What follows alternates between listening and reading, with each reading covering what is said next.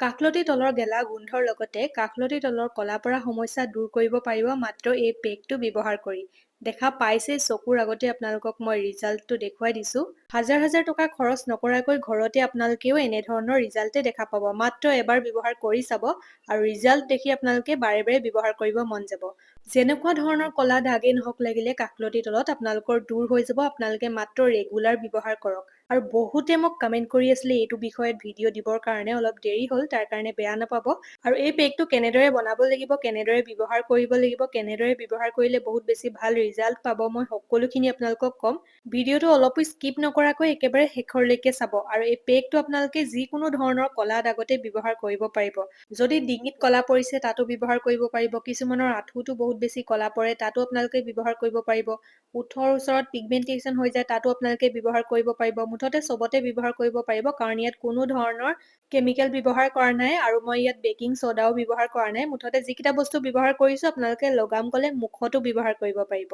আৰু এই পেকটোৰ লগতে মই আজি আপোনালোকক এনেকুৱা এটা বস্তু দেখুৱাম যিটো আপোনালোকে আজিয়ে অৰ্ডাৰ কৰক। আৰু যদি সেইটো আপোনালোকে এতিয়াৰ পৰা ৰেগুলাৰ ব্যৱহাৰ কৰিব ধৰে, আপোনালোকৰ কাষলতি তলৰ গেলা গোন্ধৰ লগতে কাষলতি তলত কলা পৰা সমস্যা একেবাৰে দূৰ হৈ যাব। মই এইটো আগৰ পৰাই ব্যৱহাৰ কৰি আহিছোঁ, সেইটো কাৰণে মোৰ কলা পৰাৰ সমস্যাটো অলপো নাই। আপোনালোকে পাৰফিউম ব্যৱহাৰ কৰাতকৈ এইটো ব্যৱহাৰ কৰিব, আপোনালোকৰ দুটা কাম একেলগতে হৈ যাব। আৰু এনেকুৱা কিনো মই ব্যৱহাৰ কৰোঁ সকলোখিনি কম, আপোনালোকে ভিডিঅ'টো শেষৰলৈকে চাব। আৰু মই ডেইলি আপোনালোকৰ মাজলৈ স্কিন কেয়াৰ আৰু হেয়াৰ কেয়াৰ হোম ৰেমেডিসমূহ আনি থাকোঁ। যদি আপোনালোকে চাই থাকিব বিচাৰে মোৰ চেনেলটো ছাবস্ক্ৰাইব কৰি ল'ব। আৰু আজি ভিডিঅ'টো ক'ৰ পৰা চাই আছে সেয়া জনাবলৈ নাপাহৰিব, আৰু কেনেকুৱা পাইছে সেয়াও জনাব। আৰু আহক এতিয়া প্ৰথমতে মই পেকটোনো কেনেদৰে বনাইছোঁ সেয়া দেখুৱাওঁ। তাৰ কাৰণে আমাক লাগিব এটা আলু। আৰু মই গোটা আলুটো ব্যৱহাৰ নকৰোঁ, ইয়াৰ পৰা মই এডোখৰ ব্যৱহাৰ কৰিম। আৰু এডোখৰতে আপোনালোকে 10 দিনমানলৈকে পেকটো ব্যৱহাৰ কৰিব পাৰিব। আৰু এডোখৰ আলুৰ মই এয়া বাকলিখিনি এৰুৱাই ল'লোঁ আৰু ভালদৰে ধুই ল'লোঁ। আপোনালোকেও ভালদৰে এৰুৱাই বাকলিখিনি ধুই ল'ব।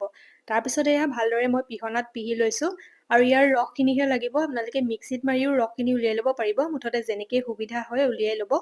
এইফালে মই আলুখিনি ভালদৰে পিহি ল'লোঁ, এতিয়া মই ইয়াৰ পৰা ৰসখিনি উলিয়াই ল'ম। আৰু আলুৰ ৰসে আমাৰ স্কিনখন বগা উজ্জ্বল কৰে, স্কিনৰ পৰা কলা দাগ দূৰ কৰে, স্কিনৰ পৰা পিগমেণ্টেশ্যন দূৰ কৰে, স্কিনত যদি ছানটেন হৈ গৈছে সেয়া দূৰ কৰে। বহুত বেছি ভাল হয় আলুৰ ৰস আমাৰ স্কিনৰ কাৰণে। এতিয়া ইয়াত দিম মই নেমুৰ ৰস, আৰু নেমুৰ ৰসে আমাৰ স্কিনখন বগা উজ্জ্বল কৰে, স্কিনৰ পৰা কলা দাগ দূৰ কৰে, স্কিনৰ পৰা কলা চামনি দূৰ কৰে, ছানটেন দূৰ কৰে। নেমুৰ ৰসে যে কলা চামনিটো দূৰ কৰে তাৰ প্ৰমাণটো এয়া দেখা পাইছেই। আলুৰ ৰসখিনি কলা পৰি গৈছিলে, কিন্তু নেমুৰ ৰস দিয়াৰ লগালগ ইয়াৰ কালাৰটো একেবাৰে চেঞ্জ হৈ গ'ল, মানে কলা ৰংটো নোহোৱা হৈ গ'ল। যাৰ যাৰ স্কিনত নেমু আপোনালোকে ব্যৱহাৰ কৰিব পাৰিব, কিন্তু সুদাকে নলগাব। মৌ জোল, গ্লিচাৰিন, গোলাপ জল এইসমূহৰ লগত মিক্স কৰি লগালে একো প্ৰব্লেম নহয়। আৰু এতিয়া মই মিক্স কৰি দিম, চাবচোন লগালগ আলুৰ কলা ৰংটো নোহোৱা হৈ যায়। এয়া দেখা পাইছেই। যাৰ যাৰ স্কিনত নেমুৰ ৰসে একো প্ৰব্লেম নকৰে, নেমুৱে ধুনীয়াকে তেওঁলোকৰ কাৰণে বহুত বেছি ভাল। আৰু এইখিনি এতিয়া মই ভালদৰে মিক্স কৰি ল'ম। তাৰপিছত ইয়াত আৰু দুটামান বস্তু দিবলৈ আছে। আৰু এই পেকটোত মই যিকেইটা বস্তু ব্যৱহাৰ কৰিম আপোনালোকেও কিন্তু গোটেইকেইটা ব্যৱহাৰ কৰিব লাগিব, তেতিয়াহে আপোনালোকে মই কোৱাৰ দৰে ৰিজাল্টটো পাব। তাৰপিছত মই ইয়াত দি ল'লোঁ 2 চামুচ গাখীৰ। আপোনালোকৰ ওচৰত যদি কেঁচা গাখীৰ আছে সেয়া দিব পাৰে, নাইবা উতলাই থোৱা গাখীৰ দিলেও একো নাই বাৰু। আৰু ইয়াত নেমু দিয়া আছিলে, সেইটো কাৰণে গাখীৰ দিয়া লগালগ এইখিনি এতিয়া ফাটি গ'ল, দেখা পাইছেই। এইখিনি এতিয়া ভালদৰে মিক্স কৰি ল'ম। তাৰপিছত ইয়াত আৰু এটা বস্তু দিবলৈ আছে, সেইটো কিন্তু দিব লাগিব, সেইটো মেইন বস্তু হয়। আৰু যিকেইটা বস্তু মই পেকটোত ব্যৱহাৰ কৰিছোঁ গোটেইকেইটা সকলোৰে ঘৰত থাকেই, নেমু, আলু লগতে গাখীৰ এইকেইটা থাকেই। এক্সট্ৰা বস্তু অকল লাগিব ইয়াত মুলতানী মিট্টি, আৰু মুলতানী মিট্টি মই ইয়াত 2 চামুচ ব্যৱহাৰ কৰিছোঁ। আৰু গৰমৰ দিনততো মুলতানী মিট্টি মেইন বস্তু হয়, কাৰণ মুলতানী মিট্টিয়ে স্কিনখন বগা উজ্জ্বল কৰাৰ লগতে স্কিনৰ পৰা এক্সট্ৰা অইলো দূৰ কৰে। এয়া দেখা পাইছে। এতিয়া মই এইখিনি ভালদৰে মিক্স কৰি লৈছোঁ। আৰু এই পেকটো আপোনালোকে অকল কাষলতি তলতহে ব্যৱহাৰ কৰিব পাৰিব, সেয়া নহয়, আপোনালোকে মুখতো ব্যৱহাৰ কৰিব পাৰিব। আপোনালোকে ভৰি, হাত যিকোনো ঠাইতে আপোনালোকে ব্যৱহাৰ কৰিব পাৰিব। এই পেকটোৱে ছানটেনো দূৰ কৰিব। আপোনালোকৰ যদি ছানটেন পৰিছে ডিঙিত, তাতো আপোনালোকে ব্যৱহাৰ কৰি চাব। আপোনালোকে কেইদিনমানৰ ভিতৰতে বহুত ধুনীয়া ৰিজাল্ট দেখা পাব। আৰু পেকটো এয়া ৰেডি হৈ গ'ল। একেবাৰে পাতলো নহয়, একেবাৰে ডাঠো নহয়। আপোনালোকেও এনেদৰে বনাব। আৰু আপোনালোকে যদি এটা ভাল মুলতানী মিট্টি বিচাৰি আছে তেন্তে এইটো ব্যৱহাৰ কৰিব পাৰে। মই লিংকটো বাৰু ডেছক্ৰিপশ্যনতে দি দিম। গৰমৰ দিনৰ কাৰণে মুলতানী মিট্টি বহুত বেছি ভাল হয়, কাৰণ আমাৰ স্কিনখন গৰমৰ দিনত বহুত বেছি অইলি হৈ যায়। আৰু মুলতানী মিট্টিয়ে সেই অইল দূৰ কৰাত বহুত বেছি হেল্প কৰে। এতিয়া মোৰ পেকটো ৰেডি হৈ গ'ল। এতিয়া কেনেদৰে লগাব লাগিব সেয়া ক'ম। পেকটো লগাব লাগিব আপোনালোকে গা ধোৱাৰ আগত, গা ধোৱাৰ 10-15 মিনিট মানৰ আগতে আপোনালোকে পেকটো এনেদৰে লগাই ল'ব।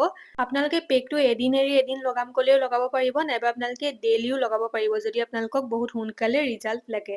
আৰু পেকটো আপোনালোকে এবাৰ বনাই 10 দিনলৈকে ব্যৱহাৰ কৰিব পাৰিব, ফ্ৰিজত ভৰাই থ'লেই হ'ল। এয়া মই লগাই ল'লো আৰু ৰিজাল্ট আপোনালোকক দেখুৱাম বাৰু। এতিয়া মই এইখিনি 10 পৰা 15 মিনিট এনেদৰে ৰাখি থ'ম, তাৰপিছত ধুই ল'ম।